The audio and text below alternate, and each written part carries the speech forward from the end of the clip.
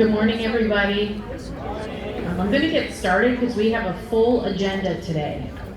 Want to say a special thank you. I know I mentioned it in the memo that went out yesterday to Kim Havercorn and Rock and the rest of the staff and volunteers that helped with last week's traveling wall event. What a special event. I'm not sure what I expected, but I did not expect it to be that impactful. It was just a really special event that we were able to hear on campus. I know we were on Fox 13 News yesterday, highlighted the coverage, showed some drone footage. We do have a link to that I can send out via email if you'd like to watch, and we might make a few other news stations as well. I think we're approximating about 2,000 people attended the event over the 3.5 to 4 days. So what a great event. Reminder that we do have voting in the club room today, so if you have not voted, go vote in the club room.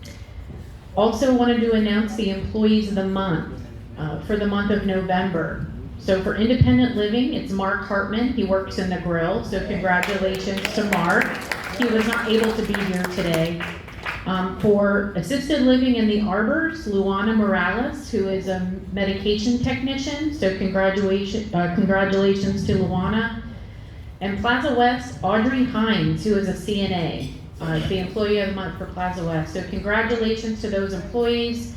They have their 400 points or $100 to spend in the online store. They get a premium parking space and lots of pats on the back. So congratulations to them. First up, I'm going to call up Deputy Mary, has a quick message for you.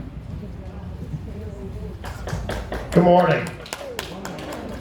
So I just wanted to come and talk to you today. I've got two quick events that I want to remind everybody of, just in case you didn't get the memo. This Friday at 10 o'clock at Kings Point, we're going to be having a fraud awareness event, and half of the presentation is going to focus on fraud against veterans. In 2022, our veterans lost over $9 billion to fraud, scams, and schemes. So that's this Friday, 10 o'clock at Kings Point. It's open to the public. It's right there in Veterans Theater. We've got a whole panel of experts coming to talk, and they'll even take questions from the crowd. So come, show up, learn, educate yourself, and be prepared when these guys call you, text you, and email you and try to take your retirement funds. That's number one. Number two, Friday, December 6th at 12:30, we will be downstairs in the lobby to take your medication. All of your expired, unused medication, our Operation Medicine Cabinet. So again, that'll be Friday, December 6th at 12:30 downstairs in the lobby. You don't have to take labels off. You don't have to take it out of the bottles. Just bring it. We box it, and then we immediately take it to the incinerator in downtown Tampa. That's all I want to say. Thank you.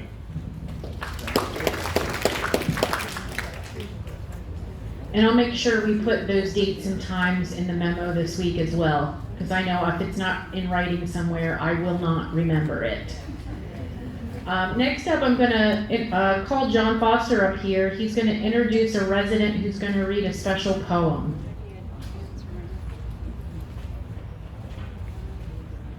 Good morning.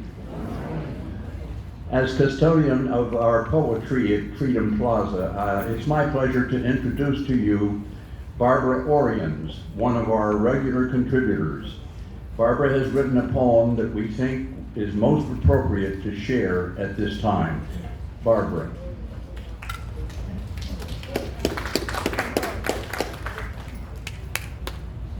Good morning. Can everybody hear me? Yeah.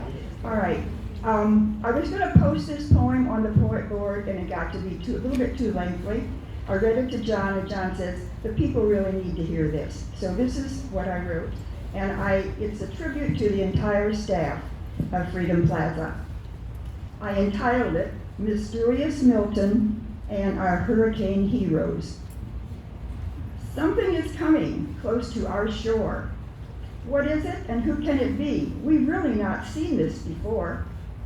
Debbie and Helene soon blew us straight.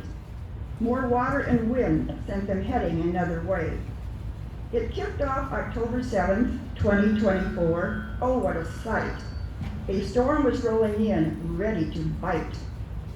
Up the Florida coast, Milton charged along strong.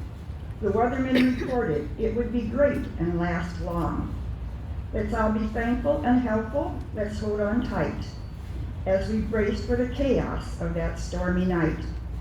The staff sprang into action like heroes in gear, securing the windows and calming each fear. We'll move you to safety, just take our hand. As they guided us gently from the top floors to the bottom, they took a strong stand. With smiles and courage, they worked day and night, keeping us grounded in so many ways. Cleaning and cooking, they kept us all fed. As the chef whipped up magic, our worries were shed. The power went out, soon the fridges turned sour. They emptied bags of garbage hour after hour. The maintenance crew toiled, relentless and true. Picking up storm debris like chance, they just flew. Look at this branch, is it a tree or a stick? We'll get it all cleared up, and we'll do it real quick. So here's to the staff, from administration and crew. Dining, house cleaning, and everything they do. Behind the scenes warriors, let's raise a loud cheer for getting through Debbie, Helene, and mysterious Milton this year. With gratitude flowing, we honor your grace. In the heart of the storm, you made it our place. Together we thrived in the face of the test, a stronger community and truly blessed. Thank you.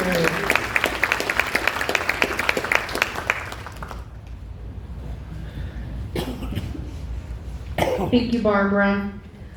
Next up, we have Kristen Small from MFS, has some reminders to share. Good morning, everybody.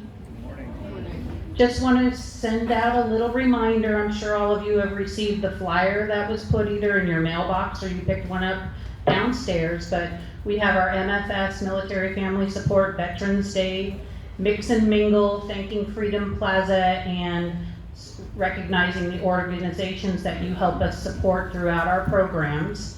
I'm going to be downstairs on Thursday displayed with all of our raffle prizes, and you can buy raffle tickets early, or we'll also be down there the day of the event, which is Friday, 3:30. We'll be down there around 3 o'clock for you to purchase any raffle tickets that you'd like as well. So come out and join, let's mix and mingle, and let's celebrate Freedom Plaza for all the support that they've given military family support throughout the years. Thank you.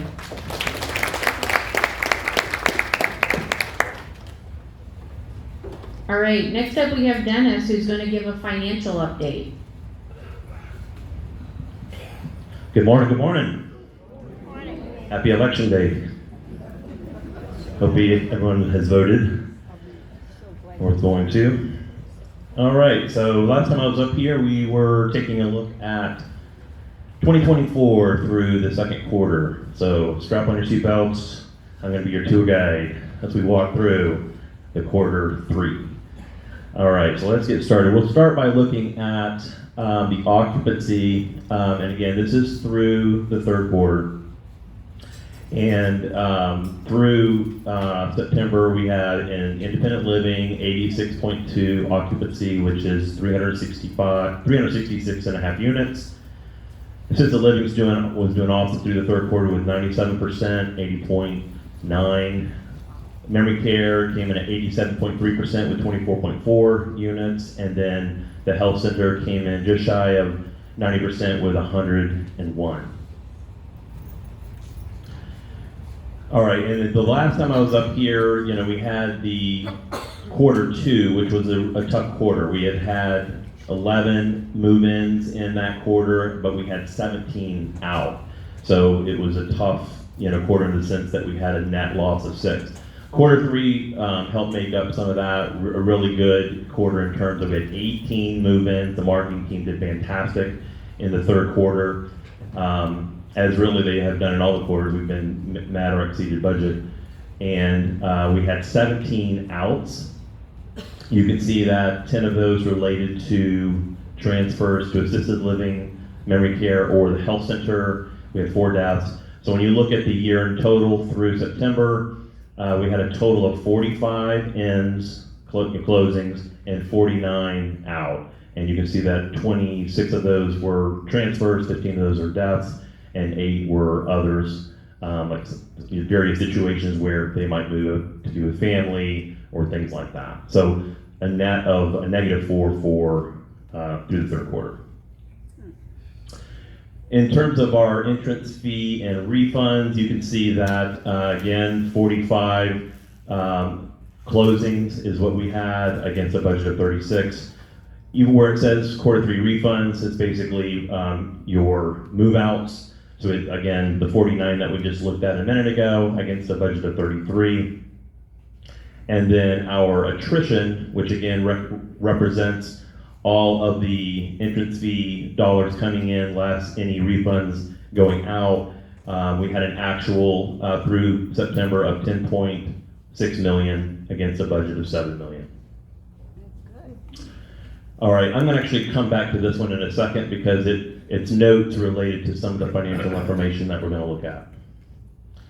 All right, so this is actually looking at the financial data itself. This first screen looks at revenues, and you can see in total, I don't know if we have it's getting cut off on the end there, but we had every level of care exceeded the budget.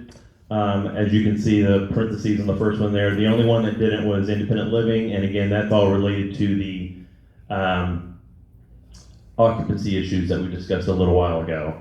All the rest, went over, and so in total, we exceeded budget through the third quarter with 1.1 million. This gets into the expenses. The first line is looking at all of our wages and benefits. And you can see it shows that we went over budget by just over $500,000. I'm going to go back here now to one of the explanatory notes.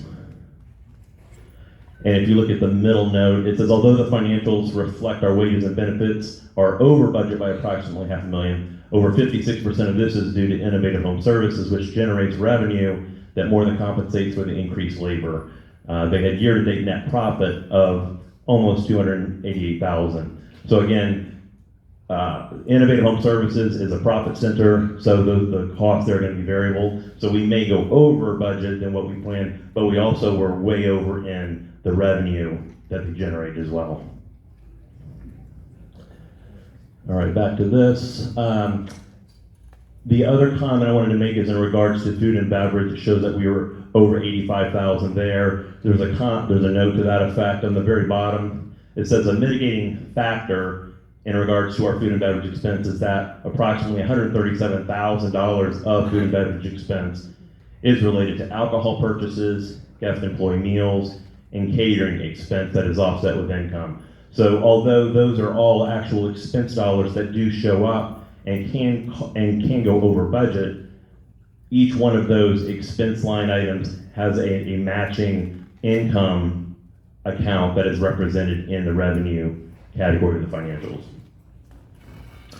And then the final comment I'll make is in regards to the net operating income. So this is after all the revenue and all the expenses have been filled in, then it shows our total operating expenses for the year, just over 30 million against a budget of 30.3. So we came in just about 209,000 favorably below that. That gave us a net operating income through September of about 3.4 million against a budget of 2 million, which means that we favorably were higher than the budget by about 1.4 million. And then the one comment in regards to that is the top line there. It says, although our year-to-date net operating income reflects favorable over budget by 1.3 million, approximately 862,000 of this is due to favorable budget variances related to general liability claims and favorable adjustments to loss reserves. And if I go back to that slide, you'll see there that fourth line down, total insurance and taxes. So that's obviously creates a favorable benefit to us of 861,000. Again, we still would be over by 500,000 either way, but that is a huge contributing factor. This is just a quick little summary of the balance sheet. Doesn't change that much from quarter to quarter. but you can see that through September, we had current assets of 23 million, non-current assets of 118 million, and current liabilities of 13 million, non-current liabilities of 124, leaving equity about 3.2 million. This slide, again, I introduced it last quarter. It just kind of captures 3 key metrics that come off of our OIR report that gets filed every quarter. And occupancy, again, we looked at it a little while ago, as of 3:30, actually I should say 9:30, 370 units, or 87%. Minimum liquid reserves are required at 10.9 million, we had 11.4 million. And then the cash at 9/30/24 is 2.5 million. Yeah, that's a typo there. Yeah. And then finally, our financial focuses. A lot of these don't change too much during the year. They kind of are key challenges that we face all year. But we continue to want to reach and exceed our occupancy to 90% plus. It's doable. We were there not too long ago, and we will get back there and keep going. We will continue to manage our controllable expenses to budget, and we just came out with a 25 budget. It's in the process of being finalized, but that'll be our next task. And then finally, with our labor management, we want to continue to just make sure that we are effectively using overtime, scheduling people properly, and things like that. Any questions? So you're 1.4 million in the positive, right? 1.4 million profit. That's right. Repeat the question, please. He asked if the 1.4 million was positive, a profit, and we said yes. Do you want to go on the microphone here? How do these numbers here compare to comparable CCMs? So I can't speak to what the financials say for other communities.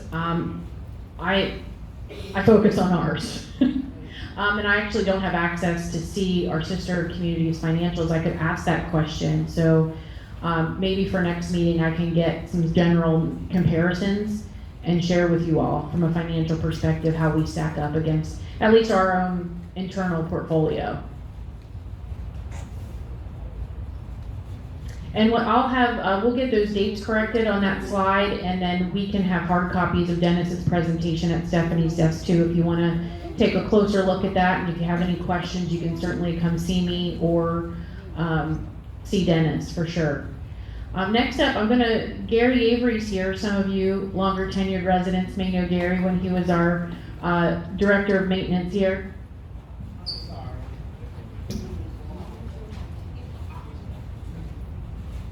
Before we move on, I'm new to the property, and I just have a quick question that may be quite silly, but what happens to the overage? How is that redistributed back to the residents, or is it used for some other type? No, so I mean Why we are you are.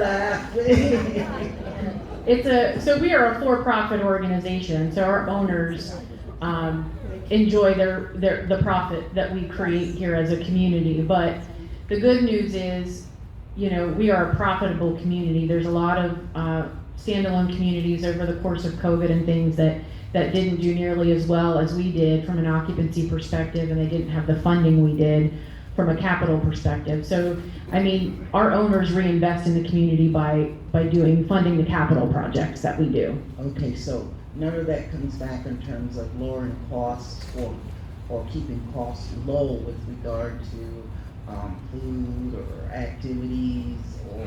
No, I mean, we always purchase what we need, right? But our surpluses go to our ownership group, and then they reinvest in the community by doing capital projects, whether that's renovations or replacing air conditioners or roofs or things like that. Okay. Yeah. And is that shown or detailed in the reports that we do, that a portion or a part or? We can certainly provide, and Sibby, we can talk later about giving a summary of the capital dollars spent this year, and kind of break it down and what they went towards. Thank you so much. Sure. And I'll call Gary up here, take it easy on him. He's gonna talk a little bit about, what we learned from our hurricane experiences this year. He's gonna talk about our capital project, process, how we request things, how they're approved. And then also gonna talk a little bit about, temperature control in the apartments to just maintain a safe environment for you all. So, welcome Gary.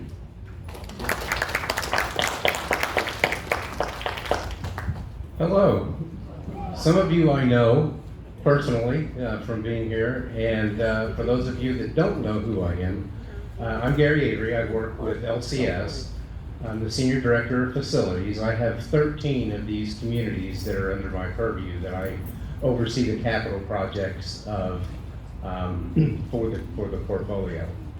So one of the first things that I wanted to cover today was hurricane preparation. We all know that we all kind of sheltered in place here, myself included, during Milton. So just wanted to kind of recap some of the things that we do and some of the things that you should do to be prepared for a hurricane. Let me take this out of here. So much easier. So one of the things that we do is prior to the hurricane's arrival, a couple of days, here it is. You want to click it for me? So one of the things that we do is we prep the outside of the buildings. We take a lot of time and move loose items that are stationed around the community outside, put them in a safe place. We secure any loose items on the roofs like hatches that are up there, access hatches. We secure the loose items that are outside like benches. You might have noticed that right before the hurricane we took a lot of the benches and laid them down so that way they wouldn't be caught by the wind. We top off the fuel in our generators. We top off the fuel in our vehicles. We order extra food and kitchen supplies. We double check our emergency supplies that we have on hand because every year, about May or June, we start taking count of all the things that we have in our surplus, make sure that we have extra things on hand, and then prior to every storm, we double check those par levels to make sure that we have enough, and if we don't have enough, then we always order more. We put all of our contractors on standby. We establish our A and B teams. Our A teams are the people who stay here during the storm, and then our B teams are the people who come in and relieve the people that were here during the storm on the B team. What are some of the things that you should do? Buy extra non-perishable food, enough for 3 to 5 days. So you should make sure that you always have extra food in your pantry, things that you don't have to heat up, things that you can just open and eat. Extra water, 1 to 2 gallons per person per day for a 3 to 5 day supply. You should make sure that you have extra batteries for radios, flashlights, or lanterns that you keep in your apartment. You should make sure that you have a portable phone charger or 2 or 3 on hand so that you can always keep your phone charged up when the power goes out. Anything that you have of any value that's out on your lanai, you should remove it from your lanai and put it in your apartment. You should have insurance for your contents. I know that's something we talk about every year, is making sure that you have like a homeowner's type insurance that will cover your contents. If you use oxygen, make sure that you have bottled oxygen in your room. Don't rely on a concentrator that's powered by electricity or battery. These are some examples of the types of phone chargers that are out there on the market. They range in price anywhere from $10 to $100, but they do work. I have a few of the smaller ones, like up in the top left-hand corner. I have 3 or 4, 5 or 6 of those laying around all over the place, and during hurricane season, we always charge them up. I also have one that looks like the one on the bottom right-hand corner that it's strong enough you can jump your car with it. But Literally, you can. But it will also charge your phone 6 or 7 times. So it's really good to keep those on hand, no more than they cost. When the power goes out, they're great to have because you can plug your phone in and charge it multiple times and not have to worry about it, and then you will at least be able to be in communication with folks. Impacts from Milton. Throughout Florida, 4 million customers were without power due to Hurricane Milton. 95% of those that could safely be energized were restored within 7 days. There were some areas that took on a lot of water that couldn't be restored right away. A lot of infrastructure work had to happen. Maybe the water had to be drained in those areas before they could be turned back on. We lost power here early, which is even more reason to have the phone chargers and extra batteries on hand to get you through those tough times. We lost trees. We lost part of our roof and most of our soffit here from this building. We had sustained winds between 50 and 80 mile an hour with gusts up to 100 mile an hour in this area. And for those of you who've not seen the roof, have not been up on the roof, has anybody been up on the roof? I have, and this is the standing metal seam roof that is up on the, I believe that's the BC wing, if I'm correct. That's a big section of that roof that we lost. So that has since been dried in. The next one shows we had several areas, yep, there's Sibby. There's several areas where we're missing pieces of the cap that goes over the top of the roof. So that kind of gives you an idea of the roof loss that we had here. Things that we learned. There are some things that we need to do here at the community that we learned during this hurricane. We have a couple of systems in the building that we realized are not on the emergency generator. They're on battery backup, but we have never been out of power for this long. So a lot of those things kind of became evident during this storm that we're going to have to rectify. We need to do our hurricane presentations more than once a year. Prior to hurricane season, we need to have these hurricane preparation meetings more often, just to get the education piece of it out there to everyone. We've become somewhat complacent. You know, we've not been had a direct hit in this area for years. I mean, it's been 50, 60, 70, maybe 100 years before this area has had any real major impact from storms. We had folks who didn't have enough food or water. Others didn't have bottled oxygen or means to keep their phone charged. So it's really important that we prepare correctly. So we're going to start having the hurricane prep meetings more than once a year. We had folks that were plugging all types of things into the red outlets that are out in the hallway. We installed those as part of a capital improvement process a couple of years ago, or actually it was this past year. But those red outlets are for emergency medical equipment only. If you're on a CPAP, O2 concentrator, something like that, that is exactly what those red outlets are for. We're limited on what we can plug into those. The results of the overload of those red outlets is, first and foremost, we use more fuel on the generator. That generator will run 4 days without a refuel. If we're using a lot of electrical equipment on the generator, it uses more fuel. The other piece of it that is a real possibility is if we overload those outlets in the hallway, we can have catastrophic failure of the generator. And that means that we don't have even emergency power. So it's real important that as we go forward, that we utilize them for what they're supposed to be used for. So next steps, everybody asks, okay, what do we do now? Well, the roofs have been dried in, which means that they've had a protective layer put over the top of them to keep the water out as much as possible. The worst of the grounds have been cleaned up. Yeah, there's a lot of areas we're going to have to go back and touch with our landscaping crew.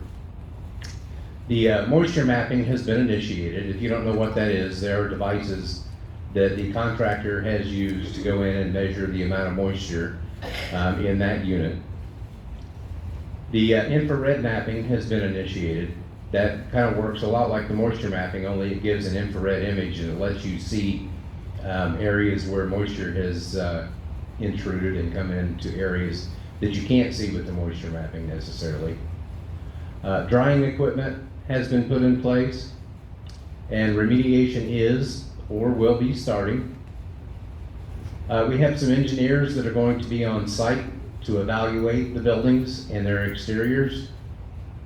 And insurance adjusters will be arriving once all the reports have been sent and evaluated. This will take time.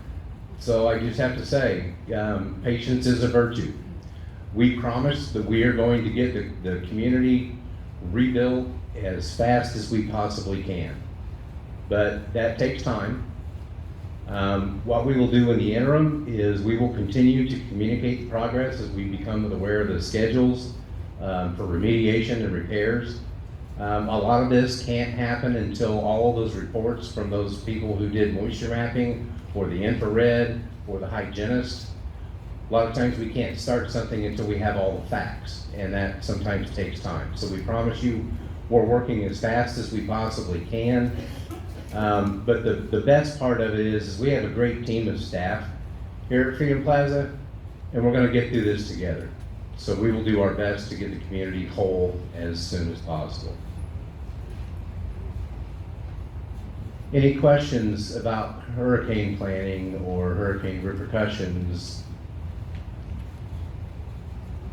I think somebody's coming your way with a mic.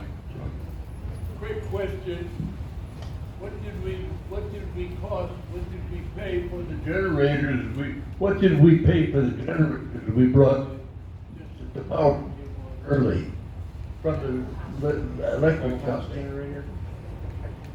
I don't have, Sibby might have that number. I don't happen to have that number in front of me. I know the base cost is like $50,000 a week for a whole house generator. Yeah, if we used all those generators, I think we had 4 hooked up to the building, and like Gary said, was 50,000 per week. But again, we only had those generators on for maybe 10 hours, if that at most. So the cost, we don't have that just yet. Yeah, we have not seen all of those costs come through. It takes a while for them to get all those put together based on, because they track the hours that it was used, how long it was here, how long it took to hook it up, how long it took to unhook it. So those costs will be coming at some point in time as we go through this. I think there's someone else in the back here, and then you'll be next. Hang on. Yes, sir. Yeah, I was gonna ask, what kind of deductible do we have on our insurance and, Our I deductible wanna, I'm sorry. commend- I could not believe the next day those Texas license plates were here with the roofing material, and so obviously it was great planning to have that all figured out. They showed up. So thank you for that. You're very welcome. And that comes from a lot of the pre-planning that we do, where I said earlier that we put all of our contractors on notice. So they're ready to respond at a moment's notice to arrive and start taking care of business. As far as our deductible is concerned, this campus deductible is right around $8 million. So it's a hefty deductible. Yes, sir, you were next. What is your estimate? What is your estimate as to when the metal on the roof will be replaced and also the soffits that are missing? I would love to be able to give you a date at this point, but we do not have that date yet. There's a lot of work that has to be done prior to the roof going back on. Like I said, they're doing the infrared mapping because we did have so many areas of roofing that became loose or that was lost completely. They have to do the infrared imaging so that they know exactly what areas of the roof were affected, and we're still waiting on some of those reports so that we know how much roof, number one, has to be replaced. And then they will get it ordered and then it will be put on. Are you looking at a different type of soffits? Because during the storm, I was watching the soffits fly around like saucers all over. Yeah, we actually replaced all those soffits about 2 years ago, I think it was. Right. And that was actually probably the best install that we had over the years, the 30-some years that we've been here. But yeah, they will be looking at different methods to secure those soffits. But we have to kind of go by the way that the building was built and what's there to attach it to. So we have to wait on their reports to come back in. The engineers will be submitting their build back reports as far as what's going to be required to put a lot of this back together. So there again, I go back to it'll take a little time. We're gonna work through this as fast as we can, but we can only work as fast as the data will allow. I think there was someone else. Yes. Are the mappers finished and have left? No, I don't believe that we're complete yet. Okay. Civi says that they're a GVT right now.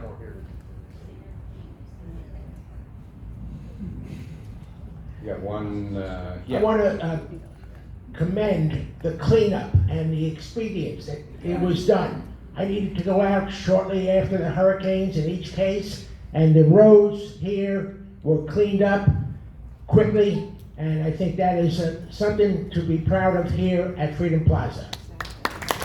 I agree. Thank you. We got one in the back.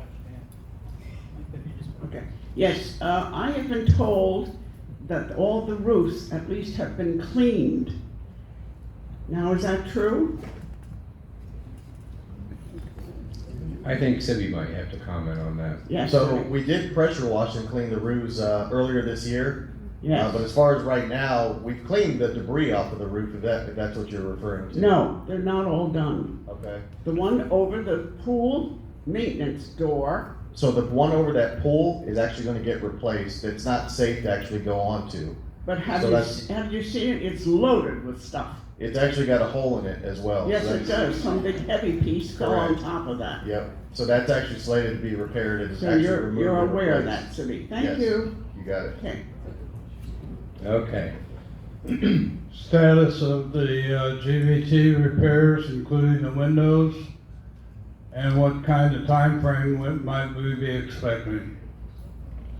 I know that the engineers are going to be looking at the envelope of that building. They have not been on site yet. They have done some moisture mapping in those areas. And as far as timeline is considered, I can't speak to that yet because we haven't gotten those reports back. We will continue to have meetings to keep everyone updated as we're made aware, but it's still too early yet. It's just been a few weeks, and it's just too early to be able to comment on that accurately. And I don't want to misspeak either. The soffit work that they're currently doing, that's going to have to be done again, you're saying? No, I'm sorry, I didn't hear the question. The soffit work that's being done right now, that's going to have to, that's not the final soffit work? It is. No, so she was talking about they're starting the soffit repairs on the east side. So what Gary was referring to is all the imaging for the roof. Once that comes back, then we can install that. The soffit, they've gone back and started to do the repairs already. You got someone behind you, Civi. Thank you, Cindy. In addition to the moisture mapping, are they looking to see whether there's any mold issues? That is what the hygienist who was hired does. When they do their moisture mapping, they also take samples, so that way they can determine if there's any type of growth at all in those cavities. So that's all part of the process. Gary, can you tell us the name of the chargers that you use to charge your phones and things like that during the storm? What particular brands that you use? There's a million different brands out there.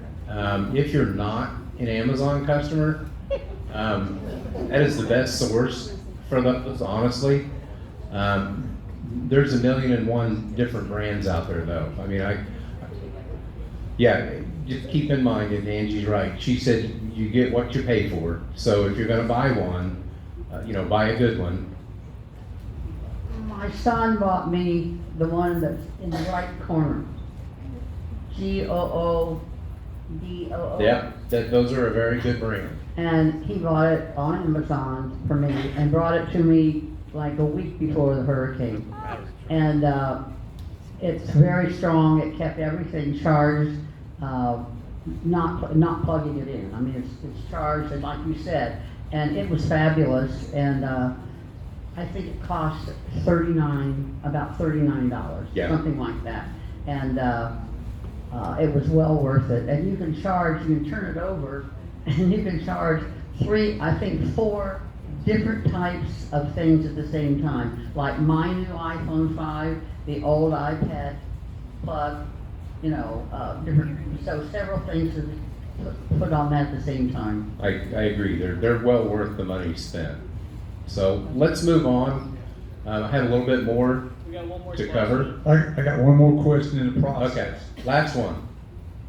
If during the decision, financial decision, engineering decision, all these decisions, if we could break it down to where we could start the fix, i.e. building 6, i.e. wing D, i.e. wing C, if we could get it to where we could get to the decision-making process of the fix to get started, then wait on the other engineering reports to come in for building 9 and 10. Whatever it is, there are ways that we can start this fix if the engineers and people who are giving us information know to give it to us as quick as we can, so people that hire our insurance and our owners can make decisions on what the fixes are. They can get started funding those. Yeah, I agree, and we are in that process now. There's information flowing daily to our owner from these companies that are here doing the work. So as soon as it is possible to start swinging hammers, and I think there are some rooms where that has actually started. We're already in the process of build back in some different units now where that information has already come back. It's been cleared for rebuild and we've already started. So it's on the way. Back up, because we missed a little more.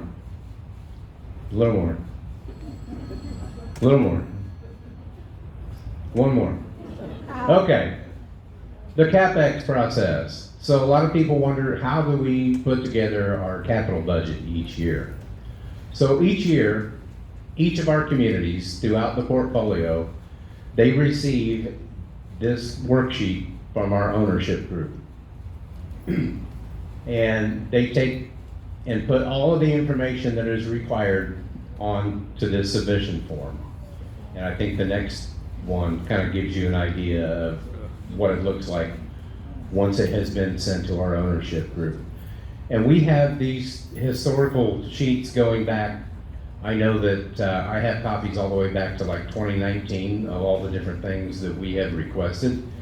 So each year, once we start to look at what we want to plan for capital for that year, we go back on the sheets that we've had previous years that we've submitted, and we will review those and see if there are things that did not get funded during that calendar year that we would like to propose for the next year.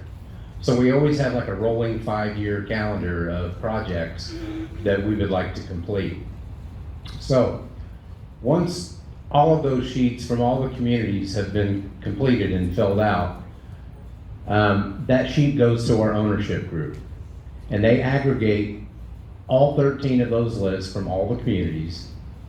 They review all the submissions because we rank them in priority. So if this building needs to have its elevators redone, then maybe we had that as a priority 1. And we went through that a couple of years ago when we had our modernization done. The elevators needed to be modernized, so we had put it at a very high priority on our list, and ownership funded that. The ownership then receives funding from their investor board, and then the owner distributes those funds across all the communities in the portfolio based on need and priority and recommendations from senior management. And then we will receive an approved CapEx budget at each community. So that's kind of how we put it together and send it out. So some historical figures. In 2020, our capital investment across the 13 buildings was $39,178,000. In 2021, it was $45 million. In 2022, it was $52 million. In 2023, it was $84 million. And in 2024, it was $66 million across the 13 communities. So historically, our owner spends 60 cents of every dollar that they earn putting it back into CapEx, into the buildings themselves. So Jazzy, that sort of answers your question. So every dollar that they get from our profit, they put 60 cents of it back into the communities as a capital project.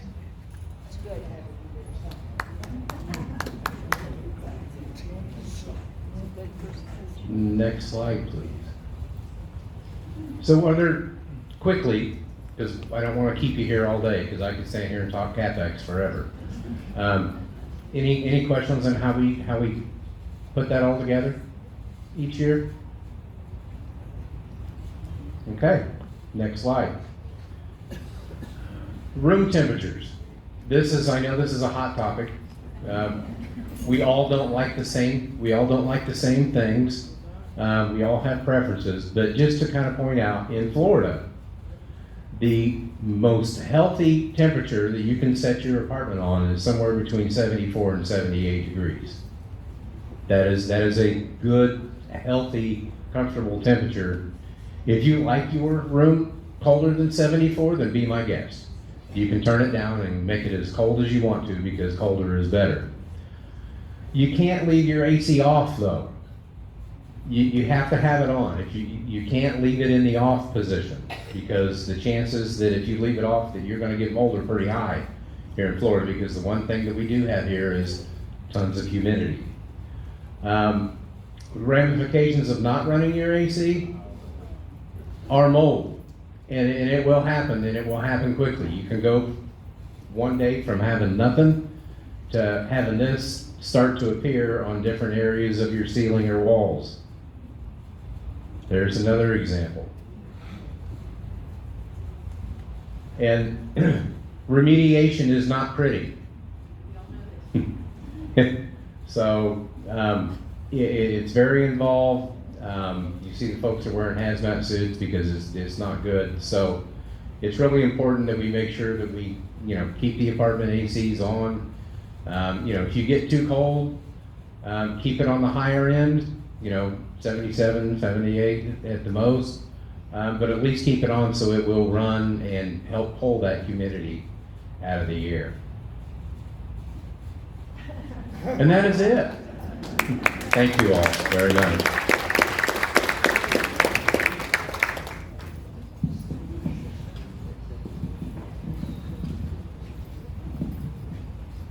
So that's the end of the agenda today. Any questions for me?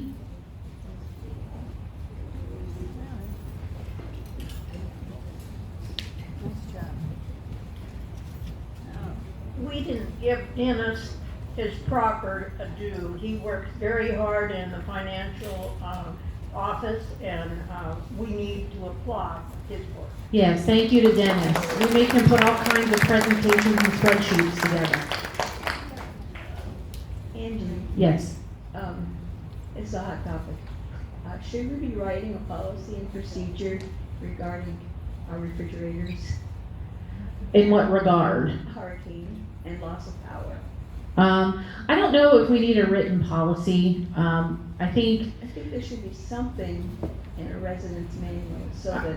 I think what we can do is include that in our hurricane presentation. Yes.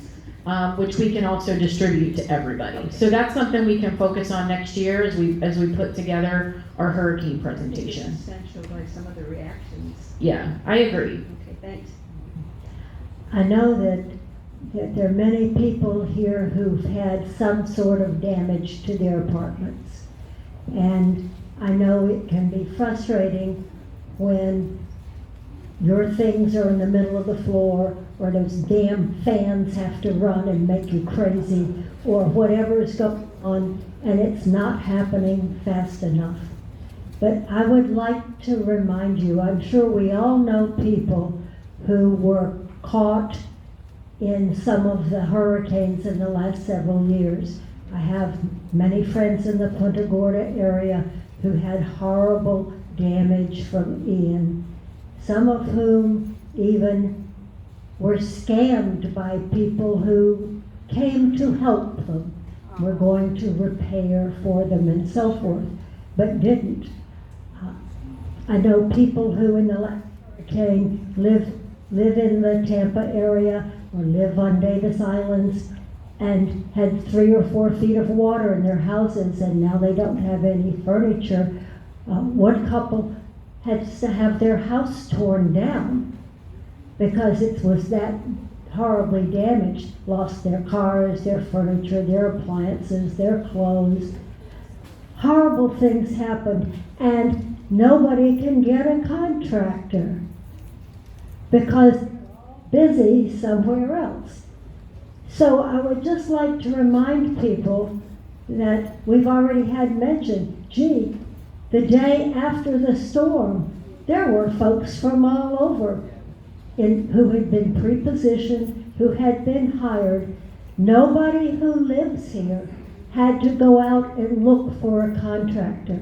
Nobody had to figure out whom they could trust or how to proceed. So if you've got to wait a little while, or it doesn't go as fast as you wish it did, just be glad it's not all on you and you're not paying for it. That's right. Thank you, Sarah. Any other questions? Well, enjoy. There's parfaits in the back and donuts. We've learned how to keep you all happy.